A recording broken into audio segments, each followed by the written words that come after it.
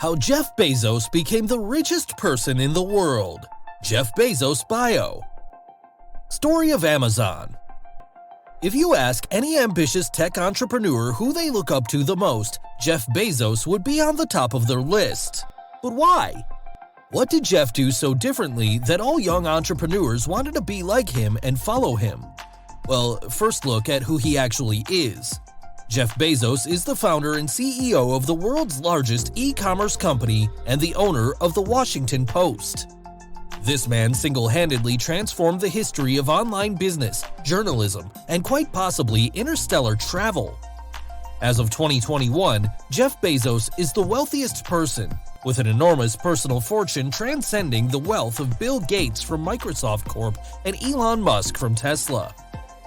Jeff single-handedly owns a series of technological and media publishing companies, but there's one company in particular that changed the course of the retail business module and let Bezos dominate the Forbes billionaire list. Yes, you guessed it right, we're talking about Amazon.com.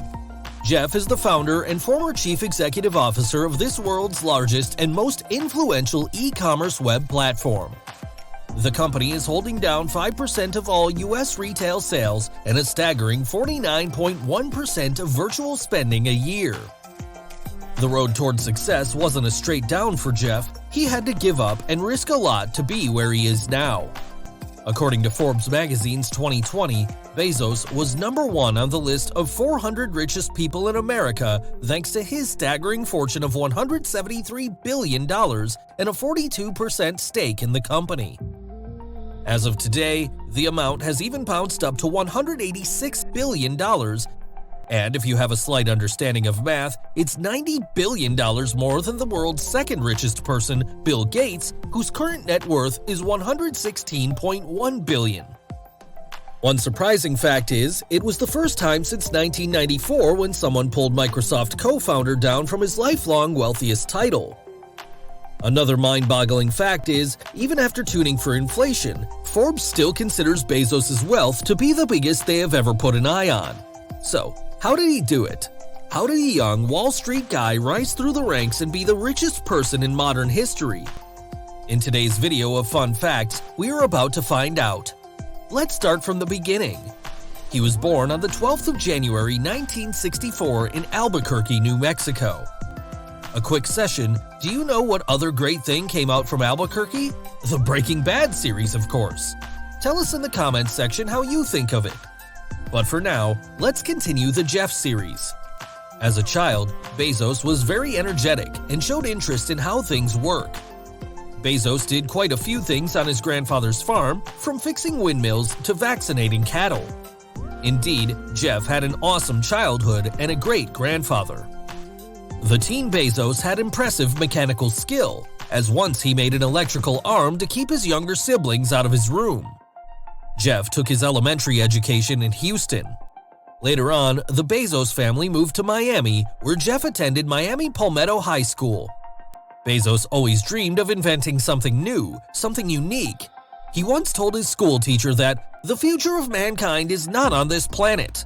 Clearly, the kid had a passion for outer space, about which we will talk later in the video. While in high school, Jeff used to work at McDonald's, flipping burgers, but that was not the only thing he learned there. For young Jeff, the job gave him the chance to analyze and experience everything about customer service, working under pressure, and the value of being a good leader. Next time you go to McDonald's, look for someone like young Jeff. After working at McDonald's, he started his first business enterprise, the Dream Institute, a 10-day summer camp for 4th, 5th, and 6th graders. He charged $600 a kid and even managed to sign up 6 students. Well done, Mr. Young Jeff. As a student, Jeff was excellent and with an extraordinary interest in space exploration. He initially thought to study theoretical physics, but algebra was just not the thing for him. One time he spent 3 hours solving an easy math problem, yet failed. At that very moment, he realized he was never going to become a great theoretical physicist, and focused on computers. After graduating from Princeton University specializing in computer science degree, he was immediately offered jobs from big tech giants such as Intel, Bell Labs, and Anderson Consulting. Instead of taking a job in the tech industry like others, he headed straight to Wall Street, knowing that's where the real money is lurking. In a short time, he loomed out and became the youngest vice president at Bankers Trust. After 2 successful years in Bankers Trust, he packed up and headed to a new hedge fund called D.E Shaw Co. Later on, he became the youngest senior vice president at D.E Shaw Co. Pretty impressive, right? But it was just the trailer. The real journey of becoming the richest person on earth starts now. His career, D.E Shaw, was extremely lucrative, and he could call Wall Street his home for the rest of his life. But in the early 90s, he saw an untapped potential: the internet, and it was growing at the rate of 2,300%. The idea of selling products on the internet was revolutionary and has the potential to alter the conventional retail system. And Jeff was well aware of that and chose to take a risky move. Thus, the idea for an online bookstore came, and he created a list of 20 potential products to sell online and decided books were the most suitable option, as books don't expire and they are always in demand internationally. Bezos eventually planned to leave D.E Shaw, even though Jeff knew there was a 70% chance of failure but didn't care. Jeff had a vision to try and fail instead of never trying. His boss at the firm, D.E Shaw, tried to convince Bezos to stay, but for Bezos, it was the time to launch his own company. In 1994, Bezos officially quit D.E Shaw and founded Amazon on April 3, 1995 as an online bookstore. The saying goes that we all have to start somewhere, and for Jeff Bezos, that somewhere was a Seattle garage. He took out $300,000 from his parents and invested in his company, working out of his garage with a handful of employees and 2 other programmers. Ironically, that time Amazon's business meetings used to take place at the neighborhood Barnes & Noble. Jeff's company started selling its first book in July 1995, within just a few months after launch, and exceeded all the expectations. Soon after, Amazon was featured on one of the most popular websites at that time, and sales absolutely went through the roof. And orders started coming in from all around the world. Want to know which website it was? Yep, you guessed it, Google. Just kidding, it was Yahoo, who first did a post on Amazon. And for your knowledge, Google wasn't even born until 1998. In the first month, Amazon sold books in almost all the states of America, along with 45 other countries around the globe. Amazon quickly became a revolutionary online book-selling business model. But Jeff had far greater plans for Amazon, and selling books were just the beginners. In 1998, Jeff Bezos took the leap and expanded Amazon from an online bookstore to an online marketplace that included selling DVDs and CDs, and by the end of 1998, it started selling a variety of toys, electronic gadgets, and some sorts of consumer goods. After hitting the stock market in 1997, the yearly net selling grew from $510,000 to some $600 million in 1998. For such success, Times Magazine made Jeff as Man of the Year. And listen to what Time Magazine used to think of him. Bezos is a person who not only changed the way we do things, but helped pave the way for the future.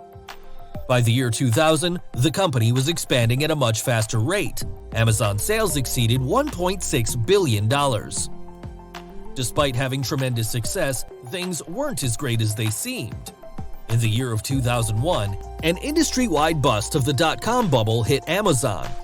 Soon, investors started pulling out their money due to extremely low confidence in the online business model. As a result of that, the stock price of Amazon dropped significantly from $107 to merely $7. Similar to Pets.com and Boo.com, Amazon was standing on the verge of bankruptcy. But unlike Pets and Boo, Amazon had Jeff, who wasn't ready to give up yet. To survive, Amazon started cutting down costs. It fired more than 1,300 employees. And as the market started recovering, Amazon's stock price started climbing up, and the company started expanding again. The success of Amazon urged other major retailers, including book chains, to set up online stores. As more companies were coming to online selling, Bezos felt the need to diversify, and by 2005, Amazon started offering a vast array of products, including electronics, apparel, shoes, toilet paper, or anything that crossed your mind. But for diversification, Jeff didn't just stop at merely adding more options to his inventory. Rather, he started innovation. In late 2007, the companies first experimented to make and sell a handheld digital book reader that allowed users to buy, download, read, and store their book selections via wireless networking. The item sold out within a few hours upon launch and stayed out of stock for months. Later, Amazon entered into the tablet marketplace with the launch of the Kindle Fire. The company took another step towards a new frontier, streaming its own television shows and movies with the Amazon Studios in the fall of 2010, and later in 2013, it becomes the first streaming service to win a Golden Globe Award for Best Television Series, beating popular platforms like Netflix and Hulu. Amazon's innovation expanded even further in 2006 by introducing Amazon Web Services, a cloud computing platform that eventually became the leading cloud provider throughout the globe. Offering businesses the opportunity to hire computing power and database storage. It became the most preferred computing platform for loads of Silicon Valley startups. The AWS was another hit for Bezos, making $3 billion in operating income within the first 6 months of 2018. The number is slightly higher than the operating income for its North American retail business. In 2018, Amazon made over $233 billion in revenue. About half the money came from AWS. In the following year, Amazon also scored a record-breaking $280.5 billion in revenue and $11.5 billion in net profit. 2020 was a devastating year for most of us due to the COVID-19 pandemic and worldwide lockdown. But in the meantime, Amazon made record profits of over $26 billion and bought the Washington Post for $250 million. Since then, the American Daily has exploded with audience and traffic, surpassed even the hotshot publication The New York Times in 2015. And in August 2017, Amazon made its most expensive purchase, the grocery chain Whole Foods, for $13.6 billion in cash. Amazon already delivers almost groceries, books, and toiletries to your door, so why not medicine? With that in mind, Amazon purchase of PillPack, a startup that delivers personalized packages of prescription and over-the-counter medication to your homes. Amazon's current is worth nearly $1 trillion and shows no signs of slowing down. Well, now the big question is, how do all these colossal successes, acquisitions, and revenues explain the cash going into Bezos' pockets? See, Jeff owns a series of great companies, but the largest source of his wealth is, of course, Amazon.com. According to Forbes, he owns about 11% of the company, and you already know how much the company is worth and how much that company pulls in.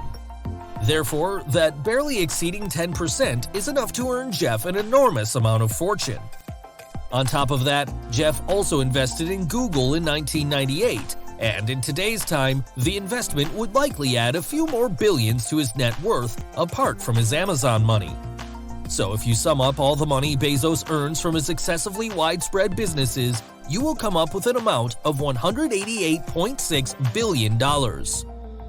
To end the video, we will go ahead and say, money didn't make Jeff Bezos who he is. Rather, it's the attitude that made him both amazing and extraordinary, not to mention superb rich. So, that was today's video of how Jeffrey Preston Bezos stands as the richest man in modern history. Thank you for watching. I hope you enjoyed the video. Make sure to subscribe to our channel if you haven't already. Leave a like if you want to see more of these videos. It really helps the channel, but for now, I hope to see you again soon.